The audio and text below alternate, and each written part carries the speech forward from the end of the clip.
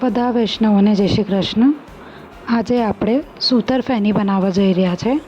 એના માટે આપણે 1 કપ ઘી લઈ લઈશું, 1 કપ ખાંડ, 1 કપ જેટલું આરારોટ પાવડર અને 1.5 કપ જેટલું મેંદો. સૌથી પહેલાં આપણે ફેનીમાં જે મિશ્રણ લાગશે એને આપણે તૈયાર કરશું. એના માટે લોટ પણ બાંધવાનો રહેશે. તો સૌથી પહેલાં આપણે લોટ બાંધી લેવાનો. મેંદો લઈને આપણે એમાં જરાક જલ પધરાવીને પૂરીના સમાન જેમ આપણે લોટ બાંધે છે એ હિસાબથી આમાં લોટ બાંધી લઈશું. એકદમ સરળ વિધિથી હું તમને શીખવાડું છું. તમે લોકો બધા એકદમ સરસ રીતે ફેની બનાવી શકો છો.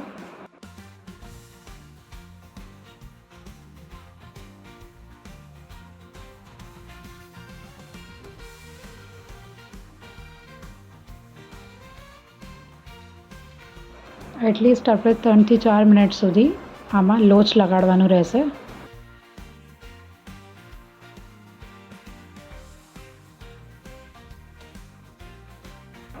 હવે આપણે આને ભીના કપડાથી બાંધીને 2 કલાક માટે રેસ્ટ માટે મૂકી દઈશું. હવે આપણે મિશ્રણ તૈયાર કરીએ જેને આપણે ફેનીને ડીપ કરશું. જેમાં આપણે 1 કપ જેટલું ઘી લઈ લઈશું. એમાં આપણે 1/4 કપ આરારોટ પધરાવશું અને બંનેને સરખી રીતે મિક્સ કરી લઈશું.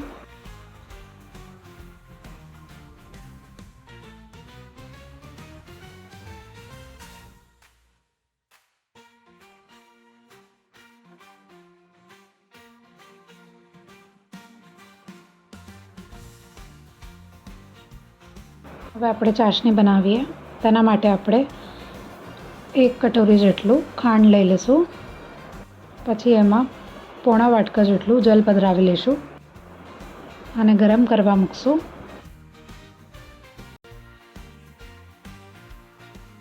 આપણી ખાંડ ઓગળી જાય તેના પછી આપણે આમાં અડધું લીંબુ પધરાવી લઈશું.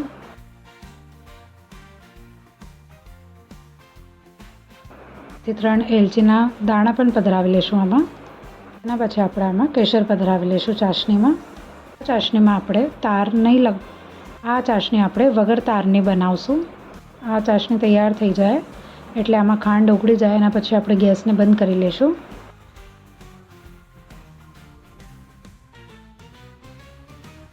મેંદોને આપણે 2 કલાક માટે રેસ્ટમાં મૂક્યું હતું. પછી એને બારે કાઢીને આ હિસાબથી આપણે જરાક આને આમ ખેંચીને લોટને આ રીતે સરખું કરવાનું રહેશે.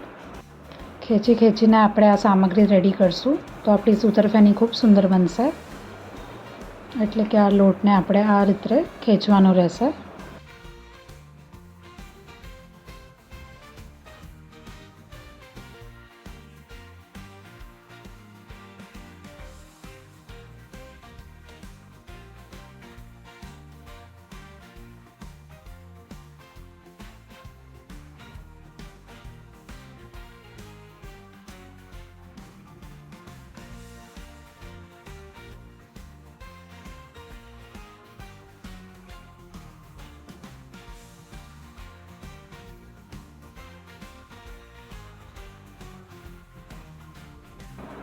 હવે આપણે આ લોટને બરાબર ભાગમાં 6 ભાગમાં ડિવાઈડ કરી લઈશું. મેં આને 6 ભાગમાં બરાબર રીતે ડિવાઈડ કરી લીધું છે.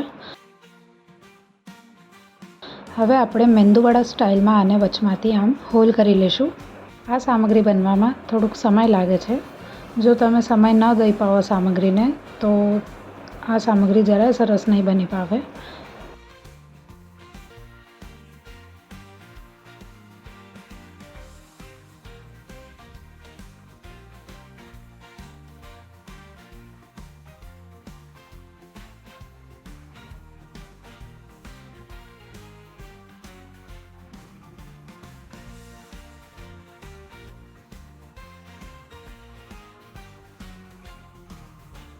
આ રીતે આપણે 6 ભાગ તૈયાર કરી લઈશું.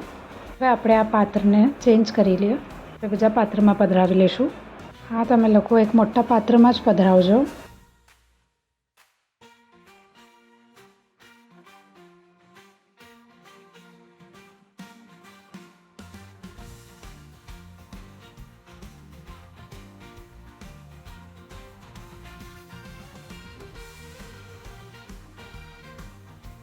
કે આના ઉપર આપણે હજી જે ઘી અને આરારોટને મિક્સ કરીને તૈયાર કર્યું હતું મિશ્રણ, એ આમાં પધરાવી લઈશું વચમાં.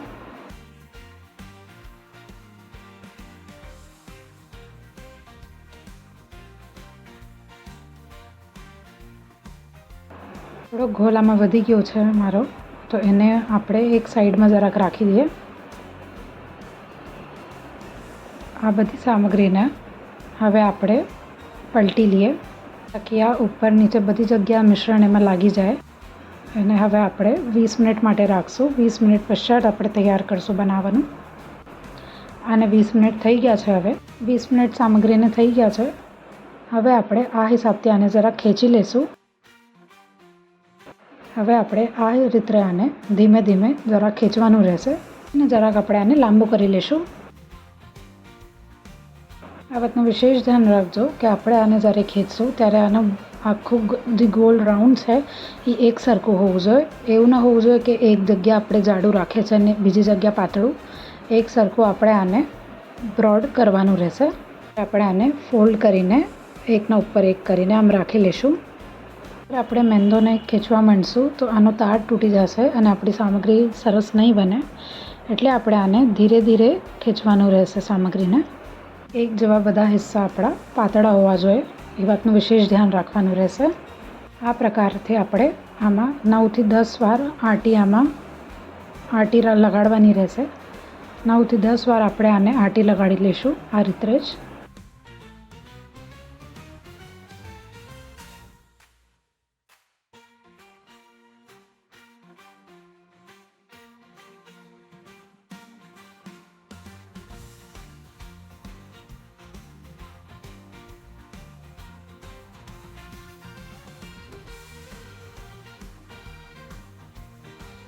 આપણે આને જે રીતે હાથમાં લેશું એમાં જ જરાક લાંબુ થવા માંડશે. એટલે આપણે આને જરાય પણ ખેંચવાની જરૂર નહીં પડે. એના મેરે જ સામગ્રી થઈ જશે એકદમ ખેંચાવમાં. મેરે જ સામગ્રી એકદમ લાંબી થતી જશે. તો આપણે આ રીતે આમાં આટી લઈ લઈશું. બધાને આપણે આ રીતે ફોલ્ડ કરી લઈશું. 3 વાર ફોલ્ડ કરશું આપણે આમાં. એના પછી આપણે 5 મિનિટ પશ્ચાત આને રાખ કરશું. એટલે 5 મિનિટ માટે આપણે વચમાં આને રેસ્ટ આપી દઈશું. તેના પછી કરશું રેસ્ટ. દઈને આપણે આ ફેનીને ફોલ્ડ કરવાનું રહેશે થોડી વારમાં. જો આટલા બધા તારામાં બનવા માંડ્યા છે. આ હિસાબથી આપણે આને રેડી કરવાનું રહેશે. આ પ્રકારથી આપણે આને કરતા રહીશું. અને હવે પાછું આને ફોલ્ડ કરી લઈશું આપણે.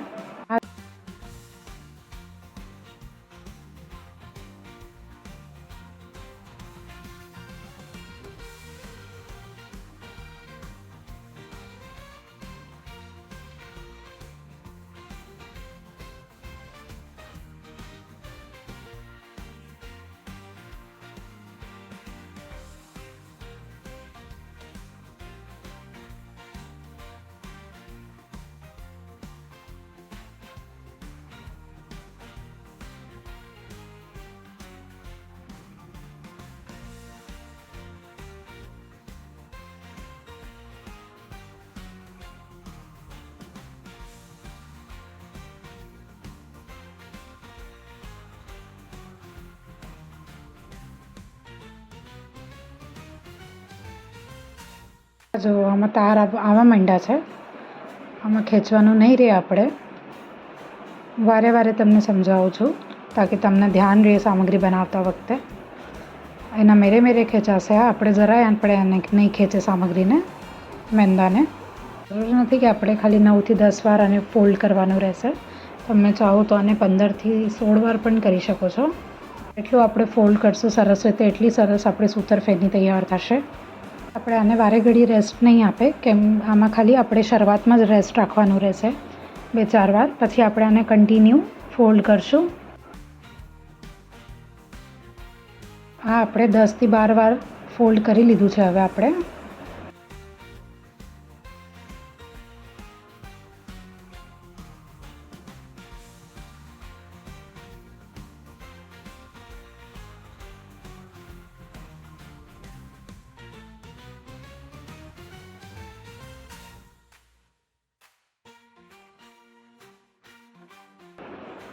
જો આ આપણું મેંદાનું ફેની તૈયાર થઈ ગઈ છે. હવે મેં આમાં ઘી ગરમ કરવા મૂક્યું છે.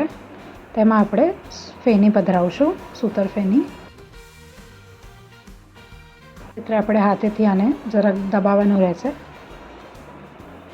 આખું ચપટું કરીને આપણે આમાં ઘીમાં પધરાવશું. હવે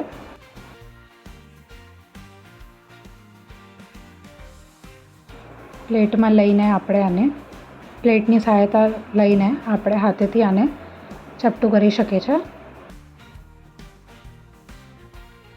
રીતે આને કાઢીને આપણે આમાં પધરાવી લઈશું ઘીમાં.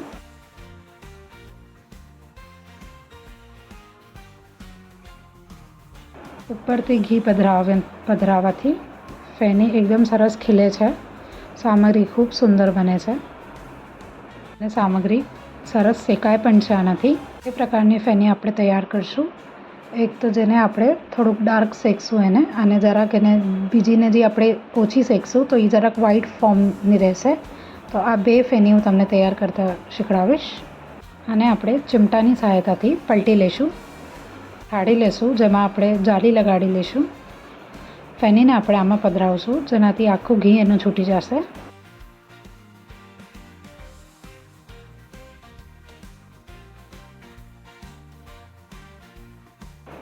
આપણી સરસ રીતે શેકાઈ ગઈ છે. હવે આપણે આને આ જારીમાં પધરાવી લઈશું, જેનાથી એનું ઘી બધું છૂટી જાય. સુંદર ફેની તૈયાર થઈ છે. એકદમ સુંદર ફેની શેકાણી છે આપણી. એક એક તાર એકદમ સરસ રીતે આમાં દેખાય છે.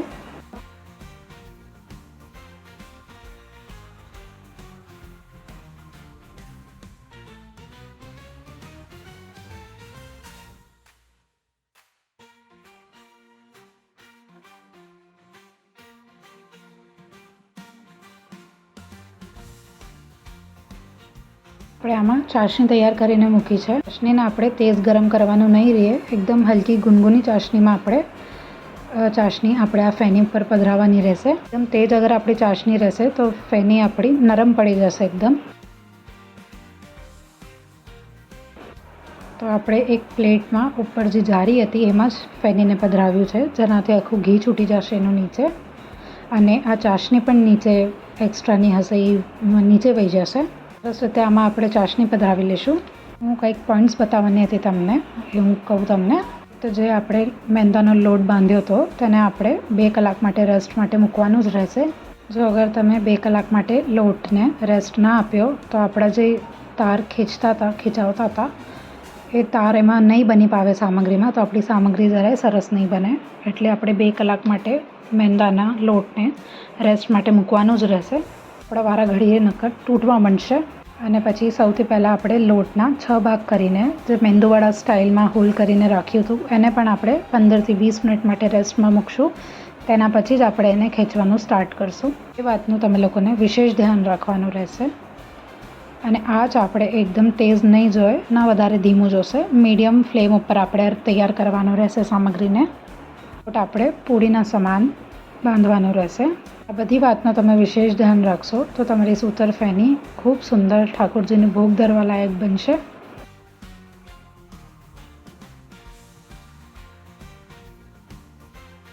હવે આપણે આના ઉપર કેસર અને પિસ્તાથી સજાવટ કરી લઈશું સામગ્રીની.